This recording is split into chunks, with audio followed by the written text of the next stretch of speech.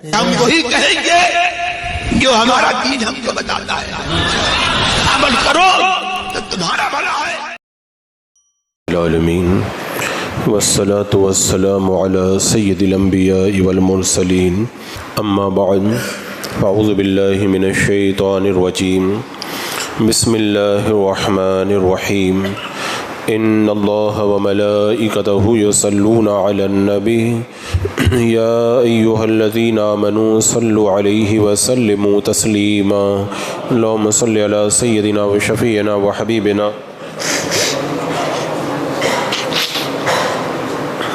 ومولانا محمد وبارک وسلم صلاۃ والسلام علیک یا رسول اللہ صلی اللہ تعالی علیہ وسلم۔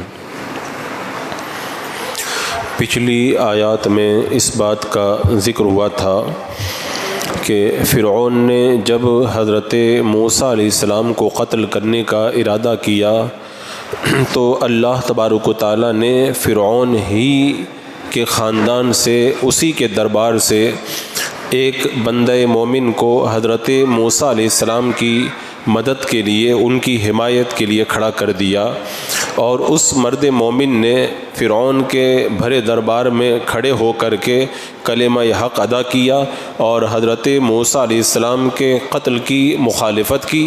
پہلے ان کو سمجھایا، پھر عذاب سے ڈرایا اور قیامت کی ہولناکیوں کو ان کی نگاہوں کے سامنے رکھا۔ جب فرعون نے دیکھا کہ اس مرد مومن کی باتوں کو سن کر کے لوگ بہت متاثر ہو رہے ہیں تو اس نے پیترا بدلا، اور پیترا بدلنے کے بعد میں وہ اس انداز کے اندر گفتگو کرنے لگا کہ تاکہ لوگوں کی جو توجہ ہے اس مرد مومن کی باتوں کی طرف نہ جائے، اور اس نے کیا کہا؟ اس نے یہ کہا، وقال فرعون یا ہامان ابن لی صرحا لعلی ابلغ الاسباب، اور فرعون بولا اے حامان میرے لیے اونچا محل بنا، شاید میں پہنچ جاؤں راستوں تک۔ کون سے راستے؟ اسباب السماوات فاطلع الی الہ موسیٰ وانی لاظنہ کاذبا، کائے کے راستے؟ آسمانوں کے، تو موسیٰ کے خدا کو جھانک کر دیکھوں اور بے شک میرے گمان میں تو وہ جھوٹا ہے۔ یعنی فرعون نے یہ دربار کے اندر لوگوں کو تاثر دیا کہ موسیٰ کا جو خدا ہے وہ زمین میں تو ہے نہیں، اب میں یہ چاہتا ہوں کہ اتنا بڑا محل بناؤں اور پھر اس کے اوپر چڑھ کر کے دیکھوں کہ یہ موسیٰ کا خدا آسمان میں بھی ہے کہ نہیں ہے، زمین میں بھی نہیں ہے، آسمان میں بھی جب نہیں ملے گا تو پتہ چل جائے گا کہ موسیٰ علیہ السلام جھوٹے ہیں۔ معاذ اللہ، اس نے لوگوں کو اس طریقے سے ان کا ذہن دوسری طرف لے جانا چاہا۔ حامان یہ فرعون کا وزیر تھا، یہ قبطیوں میں سے بھی نہیں تھا اور بنی اسرائیل میں سے بھی نہیں تھا۔ فرعون نے اسے کہا کہ میرے لیے ایک بلند محل بنا، اور فرعون نے کہا کہ میں یہ محل اس لیے بنوا رہا ہوں کہ میں موسیٰ کے خدا کو دیکھوں۔ اس کو تو پتہ ہی تھا، حق واضح ہو چکا تھا اور سب پتہ تھا کہ موسیٰ علیہ السلام اللہ کے رسول ہیں، اور وہ فرعون جو کہہ رہا تھا کہ میں خدا ہوں یہ بالکل ظاہر ہو چکا تھا کہ وہ جھوٹ بول رہا ہے۔ اس کے باوجود بھی اس نے جو یہ بات کہی تھی دھوکہ دینے کے لیے اور جہالت کے طور پر کہی تھی تاکہ لوگ اس مرد مومن کی باتوں سے متاثر نہ ہو۔ اب یہاں پر مفسرین فرماتے ہیں کہ کیا فرعون نے واقعی ایک بلند محل بنانے کا ارادہ کیا تھا جس پر چڑھ کر کے وہ جائے اور آسمان تک پہنچ جائے؟ تو ایک روایت کے اندر یہ ہے کہ اس نے اس طرح کا قلعہ بنوایا تھا اور اس قلعے پر وہ چڑھا، آسمان کی طرف تیر پھینکے تو وہ تیر خون میں ڈوبے ہوئے واپس آ گئے، تو فرعون نے کہا کہ معاذ اللہ میں نے موسیٰ کے خدا کو قتل کر دیا ہے۔ ایک روایت میں یہ آتا ہے، اور ایک روایت میں یہ ہے، یہ امام رازی نے جو لکھا وہ یہ ہے کہ فرعون نے لوگوں کو اس وہم کے اندر مبتلا کیا تھا کہ وہ قلعہ بنائے گا، لیکن اس نے قلعہ بنایا نہیں تھا، کیونکہ ہر عقل مند کو معلوم ہے کہ اگر قلعے پہ چڑھ کے خدا کو دیکھنا ممکن ہو تو قلعے سے زیادہ تو بڑے بڑے پہاڑ موجود ہیں، کوئی پہاڑ پہ چڑھ کر بھی تو یہ کام کر سکتا ہے۔ تو اس طرح کی بات کرنا یہ بالکل پاگل پن والی بات تھی۔ فرعون صرف لوگوں کو گمراہ کرنے کے لیے اس طرح کی باتیں کر رہا تھا۔ تو وہ حضرت موسیٰ علیہ السلام کے قول کے فساد کو دیکھنا چاہتا تھا، کیونکہ حضرت موسیٰ علیہ السلام آسمان کی خبریں دیتے تھے، تو اس کا یہ خیال تھا کہ حضرت موسیٰ علیہ السلام کو آسمان کی خبریں اس وقت ملتی ہیں جب وہ کسی عمارت پر چڑھ کر کے آسمان پر پہنچ سکیں، تو وہ ایک بلند عمارت بنا کر تجربہ کرنا چاہتا تھا یا کسی ذریعے سے آسمان تک پہنچا جا سکتا ہے کہ نہیں. جب اس نے ایک بلند عمارت بنا لی, تجربہ کر لیا کہ آسمان تک نہیں پہنچا جا سکتا, تو اس نے یہ نتیجہ نکالا کہ جب بلند عمارت پر چڑھ کر آسمان پر نہیں پہنچ سکتے تو حضرت موسیٰ علیہ السلام آسمان پر کیسے چلے جائیں گے. اور جب وہ آسمان پہ نہیں جا سکتے, اس کا مطلب یہ ہے یہ جو بھی باتیں بتاتے معاذ اللہ سب جھوٹی باتیں بتاتے. یہ پورا اس نے اس طرح سے پلان تیار کیا. تو فرعون نے کیا کیا, اپنی غلط رائے کو لوگوں کے سامنے پیش کیا. تو اللہ تعالیٰ فرماتا ہے اچھا اس نے پہلے ہی بتا دیا, وَإِنِّي لَأَظُنُّهُ كَاذِبًا, بے شک میرے گمان میں تو وہ جھوٹا ہے. یعنی فرعون نے پہلے ہی بتا دیا تھا کہ میں تو ان کی بات کو صحیح نہیں مان رہا ہوں, پہلے ہی کہہ دیا تھا. تو اللہ تعالیٰ فرماتا وَكَذَلِكَ زُيِّنَ لِفِرْعَوْنَ سُوءُ عَمَلِهِ وَصُدَّ عَنِ السَّبِيلِ وَمَا كَيْدُ فِرْعَوْنَ إِلَّا فِي تَبَابٍ. اور یوں ہی فرعون کی نگاہ میں اس کا برا کام بھلا کر دکھایا گیا اور وہ راستے سے روکا گیا, اور فرعون کا داؤں ہلاک ہونے والوں ہی کا تھا. یعنی اس نے جو کہا تھا تو اس کے برے اعمال جو تھے اس نے اس کو فریب میں مبتلا کر دیا. شیطان نے اس کو برے کاموں کو اس کی نظر میں اچھا بنا کے دکھایا اور وہ یہ سمجھنے لگا کہ میں بڑا اچھا کام کر رہا ہوں. وہ سمجھ رہا کہ میں بڑا اچھا کام کر رہا ہوں, حالانکہ ہوا کیا. اللہ تعالیٰ فرماتا ہے وما کید فرعون الا فی تباب. اس نے جو حضرت موسیٰ علیہ السلام کے خلاف داؤں چلا تھا وہ داؤں اس کے اوپر الٹا پڑ گیا. حضرت موسیٰ علیہ السلام تو کامیاب ہو گئے اور کامیاب تھے ہی پہلے سے, اور فرعون دریا کے اندر ڈوب گیا. تو اس طرح کے ظالم جو اہل حق کے خلاف پلان بناتے ہیں وہی ہوتا ہے کہ گڑھا کھودتے ہیں اہل حق کے لیے, اہل حق کا کچھ بگڑتا نہیں, اپنے گڑھے میں خود ہی گر کر کے تباہ و برباد ہو جاتے ہیں. تو اللہ تعالیٰ نے فرمایا کہ فرعون کا داؤں ہلاک ہونے والوں ہی کا تھا. وہ اپنے داؤں کے اندر پڑ گیا اور تباہ و برباد ہو کر کے ہلاک ہو گیا.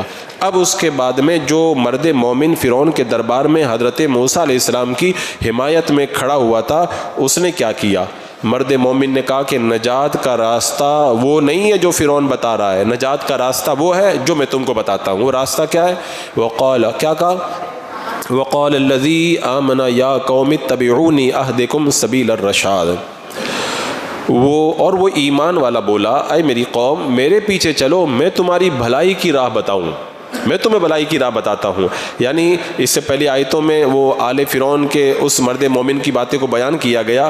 اب حضرت موسیٰ علیہ السلام کی نبوت پر دلیل قائم ہو گئی. تو اللہ تعالیٰ نے جب اس کو ہدایت دی تو اس نے قوم کو کہا میری قوم میرے پیچھے پیچھے آؤ نا, میں ہدایت پر آ گیا ہوں, تم میرے پیچھے پیچھے آؤ گے تو تم بھی ہدایت پا جاؤ گے.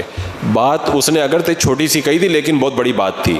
اس نے کیا کہا میرے پیچھے آؤ گے تو ہدایت پاؤ گے. اس کا مطلب کیا ہوا, فرعون گمراہ ہے. اب فرعون کو ڈائریکٹ گمراہ کہتے تو وہ جلال میں آ جاتا, لیکن اللہ والوں کا طریقہ دیکھو, اہل حکمت کا طریقہ دیکھو. انہوں نے یہ نہیں کہا کہ تو گمراہ ہے, انہوں نے کہا میرے پیچھے آؤ میں تمہیں صحیح راستہ بتاتا ہوں. یعنی انہوں نے اشاروں میں بتا دیا یہ گمراہ ہے, اس کے پیچھے پیچھے مت جانا تم لوگ, یہ گمراہ ہو چکا, اس کے پیچھے مت جانا. اب اس کے بعد میں اس نے آگے بڑھ کر کے پھر کیا کہا, یا قوم انما هذه الحیات الدنیا متاع وان الدار الاخرۃ هی دار القرار. اے میری قوم یہ دنیا کا جینا تو کچھ برتنا ہی ہے, اور بے شک وہ پچھلا ہمیشہ رہنے کا گھر ہے. یعنی جو آخرت کا گھر ہے وہ قرار کا گھر ہے. یہ دنیا کی زندگی کیا ہے, چند روزہ ہے, آج ہیں کل نہیں رہیں گے. تو دنیا کی زندگی تو معمولی زندگی ہے, اس کے پیچھے جا کے تم کیوں برباد ہو رہے ہو. اور یہ بات بالکل سچ ہے کہ دنیا کی زندگی بہت معمولی ہے. حضرت عبداللہ بن مسعود رضی اللہ تعالیٰ عنہ بیان کرتے ہیں اللہ کے رسول صلی اللہ تعالیٰ علیہ وسلم ایک بار چٹائی پر سو گئے. آپ اٹھے تو چٹائی کے نشان آپ کے پہلو پر پڑ گئے. تو ہم نے عرض کیا یا رسول اللہ اگر ہم آپ کے لیے بستر بنا دیں تو کیسا رہے گا. میرا آقا علیہ السلام نے فرمایا مجھے دنیا سے کیا لینا ہے, میں تو دنیا میں صرف ایک سوار کی طرح ہوں جو کسی درخت کے نیچے سائے کے لیے آرام کرتا ہے, پھر درخت کو چھوڑ کر کے آگے چلا جاتا ہے. تو دنیا میں رہنا تھوڑی ہے, دنیا تو چھوڑ کے چلے جانا ہے.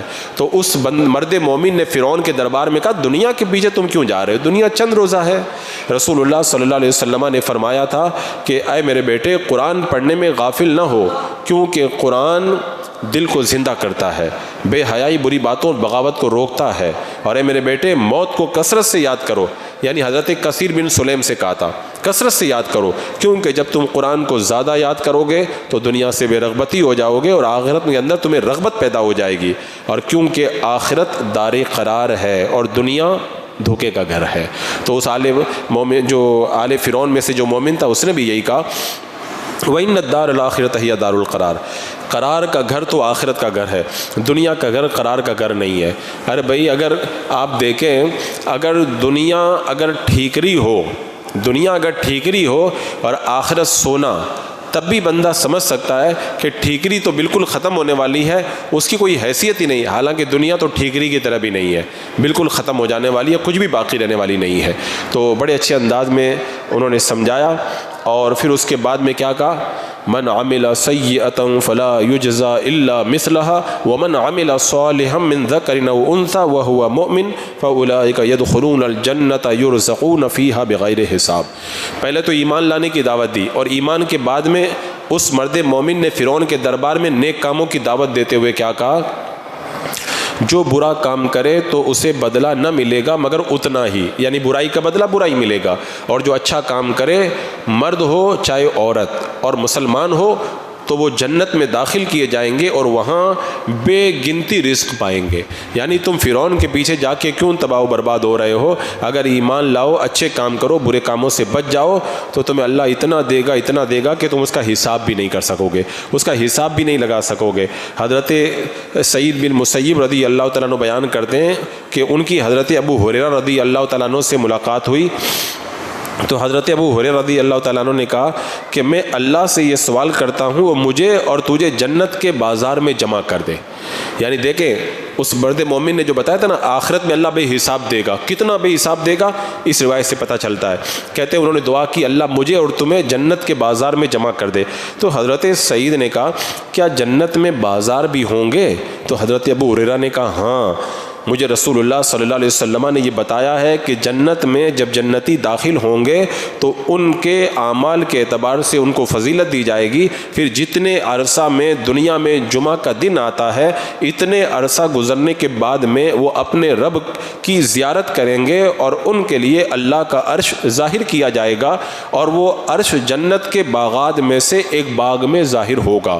پھر ان کے لیے اس میں کچھ نور کے ممبر رکھے جائیں گے، اور کچھ موتیوں کے ممبر ہوں گے، کچھ یاقوت کے ممبر ہوں گے، کچھ زمرد کے ممبر ہوں گے، اور کچھ سونے کے ممبر ہوں گے، اور کچھ چاندی کے ممبر ہوں گے۔ یعنی جیسا جیسا جنتی کا مرتبہ ہوگا اس بازار میں، ویسے ہی ان کے لیے وہ سب ممبر رکھے جائیں گے، اور سب سے ادنا درجہ کے جنتی کو مشک اور کافور کے ٹیلوں پر بٹھایا جائے گا، اور ان میں حالانکہ کوئی ادنا درجہ کا ہوگا نہیں، وہ یہ نہیں سمجھیں گے کہ کرسیوں پر بیٹھنے والے ان سے افضل ہیں۔ حضرت ابو ہریرہ کہتے ہیں میں نے عرض کیا یا رسول اللہ، کیا ہم اپنے رب کو دیکھیں گے؟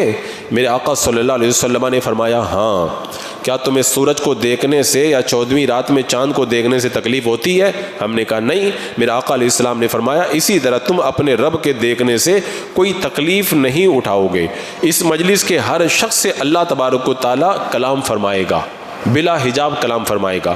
اب وہ کیسا کلام ہوگا دنیا میں ہم اس کو نہیں سمجھ سکتے، یہاں تک کہ ان میں سے ایک شخص سے اللہ تعالیٰ فرمائے گا اے فلاں بن فلاں، تجھ کو فلاں دن یاد ہے جب تو نے فلاں فلاں بات کہی تھی؟ پھر اللہ تعالیٰ اس کو اس کے بعض گناہ یاد دلائے گا۔ وہ شخص کہے گا اے میرے اللہ کیا تو نے مجھے بخش نہیں دیا ہے؟ اللہ تعالیٰ فرمائے گا کیوں نہیں، میں نے تجھے بخش دیا ہے، تم میرے بخشنے کی وجہ سے تو اس مقام تک پہنچے ہو۔ لوگ اسی کیفیت میں ہوں گے تبھی ایک بادل چھا جائے گا، اس میں خوشبو کی بارش ہوگی، اور اس جیسی خوشبو انہوں نے اس سے پہلے کبھی نہیں سونگی ہوگی، اور ہمارا رب تعالیٰ اس وقت فرمائے گا اس انعام و اکرام کی طرف اٹھو جو میں نے تمہارے لیے تیار کر کے رکھا ہے، پھر جس کی تمہیں خواہش ہے وہ لے لو۔ پھر ہم ایک بازار میں جائیں گے، یہ ہے جنت کا بازار، پھر ہم ایک بازار میں جائیں گے جس کو فرشتوں نے گھیر رکھا ہوگا۔ اس بازار میں ایسی چیزیں ہوں گی کہ اس سے پہلے آنکھوں نے دیکھا نہیں ہوگا، کانوں نے سنا نہیں ہوگا، دل میں خیال بھی نہیں آیا ہوگا۔ پھر جس چیز کی خواہش ہوگی وہ ان کو دے دی جائے گی۔ اس بازار میں کوئی چیز خرید و فروخت نہیں ہوگی، پیسہ نہیں دینا پڑے گا، بس ایسے مفت میں ملے گی۔ اور اس بازار میں اہل جنت ایک دوسرے سے ملاقات کریں گے، بلند درجہ والا خود آگے بڑھ کر کے اپنے سے کم درجہ والے سے ملے گا، اور حقیقت میں وہاں پہ کوئی کم درجہ والا ہوگا نہیں۔ کم درجہ والا بلند درجے والے کا لباس دیکھ کر غمگین بھی نہیں ہوگا، ابھی ان کی بات ختم بھی نہیں ہوگی کہ وہ دیکھے گا کہ اس کے اوپر عمدہ لباس ہے۔ اس کی وجہ یہ کہ جنت میں کوئی شخص غم ہوگا ہی نہیں کسی کو۔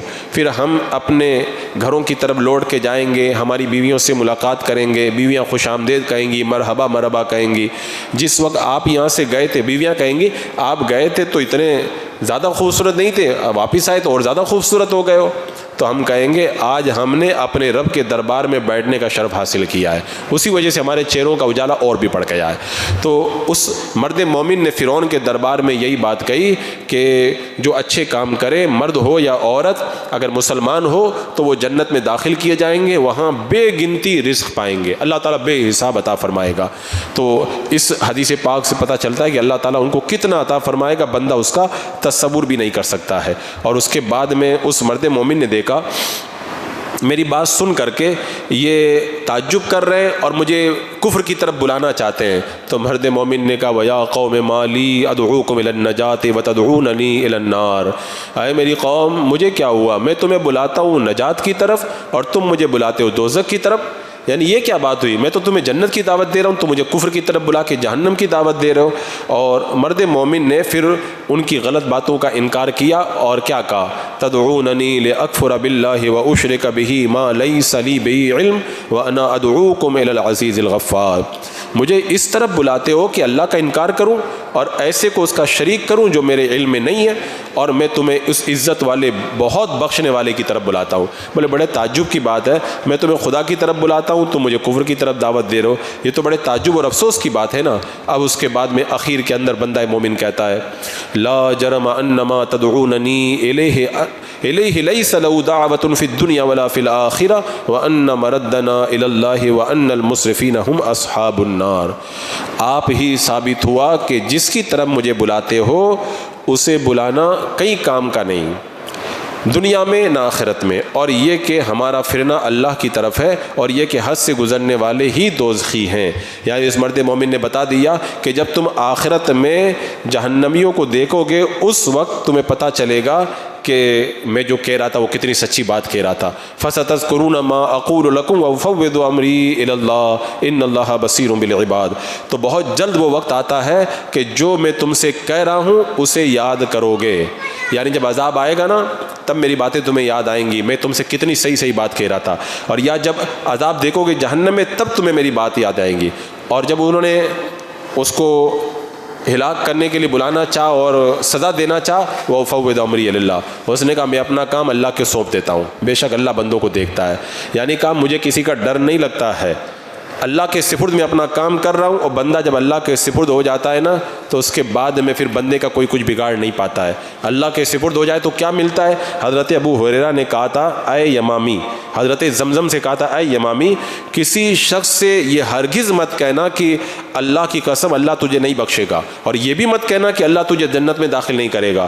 میں نے کہا ابو ہریرہ، ہمارا ایک ساتھی ہے جب اپنے بھائی پہ غصہ ہوتا ہے تو اس سے کہتا ہے کہ اللہ تجھے نہیں بخشے گا۔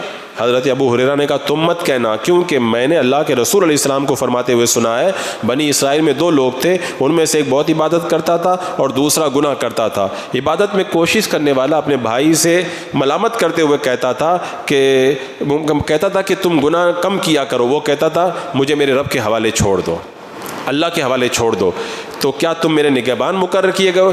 ایک دن اس عابد نے، عبادت گزار نے کہہ دیا، جب بہت زیادہ گناہ کرتے ہوئے دیکھا تو کہہ دیا کہ گناہ کم کرو، پھر اس نے کہا کہ مجھے اللہ کے حوالے چھوڑ دو۔ جب کئی بار یہ ہو گیا تو آخر کے اندر اس نے کہہ دیا کہ اللہ تجھے نہیں بخشے گا، اللہ تجھے جنت میں کبھی داخل نہیں کرے گا۔ تو اللہ نے اس کے پاس ایک فرشتہ بھیجا جس نے دونوں کی روحوں کو قبض کر لیا۔ اب دونوں اللہ کی بارگاہ میں جب حاضر ہوئے تو اللہ تعالیٰ نے اس عابد سے کہا کیا تجھ کو میرے معاملے کا علم تھا، یا میرے قبضے اور تصرف میں جو کچھ ہے اس پر تو قدرت رکھتا تھا، تو نے یہ کیوں کہا کہ اللہ تجھے نہیں بخشے گا؟ اللہ تعالیٰ نے فرمایا جا میری رحمت سے جنت میں داخل ہو جا، اور جا میری رحمت سے جنت میں داخل ہو جا، اور دوسرے شخص کے متعلق فرمایا اس کو دوزخ کے اندر لے جاؤ۔ حضرت ابو ہریرہ نے کہا اس ذات کی قسم جس کے قبضہ و قدرت میں میری جان ہے، اس عابد نے ایسی بات کہی جس سے اس نے اپنی دنیا و آخرت دونوں کو برباد کر لیا۔ یعنی بندہ مومن جو اپنے آپ کو خدا کے حوالے کر رہا تھا اس کو اس نے کہہ دیا کہ اللہ تجھے جنت میں نہیں داخل کرے گا، اللہ نے اس کو جنت عطا فرما دی، اور جو کہہ رہا تھا وہ خود جہنم کے اندر چلا گیا۔ تو اس نے کہا کہ میں اپنا معاملہ اللہ کے سپرد کرتا ہوں، تو جو بندہ اللہ کے سپرد ہو جاتا ہے پھر اللہ تعالیٰ اس کی حفاظت فرماتا ہے۔ بات ختم ہو گئی۔ آخر میں پھر کیا ہوا؟ وہ سب کے سب مل کر کے اب اس مرد مومن کو ہلاک کرنے کے در پہ ہوئے، تو اللہ نے کیا کیا؟ فوقاه الله سیئات ما مکروا وحاق بآل فرعون سوء العذاب، تو اللہ نے اسے بچا لیا ان کے مکر کی برائیوں سے، اور فرعون والوں کو برے عذاب نے آ گھیرا۔ فرعون اور اس کے سارے ساتھی تو دریا کے اندر ڈوب کے برباد ہو گئے. لیکن یہ جو آل فرعون کا مرد مومن تھا یہ بھاگ کر کے پہاڑ پہ چلا گیا, وہاں نماز پڑھ رہا تھا. فرعون نے اس کی تلاش کرنے کے لیے سپاہیوں کو بھیجا. جب سپاہی پہنچے تو اللہ نے اس کی حفاظت کے لیے جنگل کے درندوں کو بھیج دیا. اب وہ پہرا دینے لگے اور وہ سپاہی جو ہے وہ قریب میں جاتے تھے تو ان کو درندہ ہلاک کر دیتا تھا, اور فرعون کو جا کے کہتے تھے کہ وہاں پہ تو بہت زبردست پہرا ہے. تو فرعون ڈر جاتا تھا اگر لوگوں کو پتہ چل گیا تو پھر لوگ اس کو مان لیں گے. تو جو بھی سپاہی جا کے فرعون سے کہتا تھا وہ تو بچ گیا, فرعون اسی کو مروا دیتا تھا. تو اس طرح وہ سپاہی مرتے گئے اور اللہ نے اس بندے کی حفاظت کا سامان پیدا فرما لیا. تو اس طرح جو بندہ اللہ پر بھروسہ کرتا ہے اللہ تبارک و تعالیٰ اس کی حفاظت کا سامان پیدا فرما دیتا ہے. بسم اللہ الرحمن الرحیم. اللہم صلی علی سیدنا مولانا محمد وبارک وسلم صلاۃ و سلام علیک یا رسول اللہ. یا اللہ یا رحمان یا رحیم العالمین, اپنے محبوبین کے صدقے میں اعمال صالحہ کی توفیق عطا فرما, ہر گناہ ہر برائی سے محفوظ و معمون فرما, ایمان پہ زندگی ایمانی پر خاتمہ نصیب فرما. ربنا تقبل منا انک انت السمیع العلیم وتب علینا انک انت التواب الرحیم.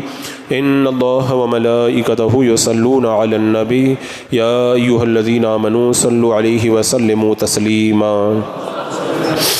اللہم صلی علی سیدنا و شفیعنا و حبیبنا مولانا محمد وبارک وسلم صلاۃ و سلام علیک یا رسول اللہ. سبحان ربک رب العزۃ عما یصفون وسلام علی المرسلین والحمد للہ.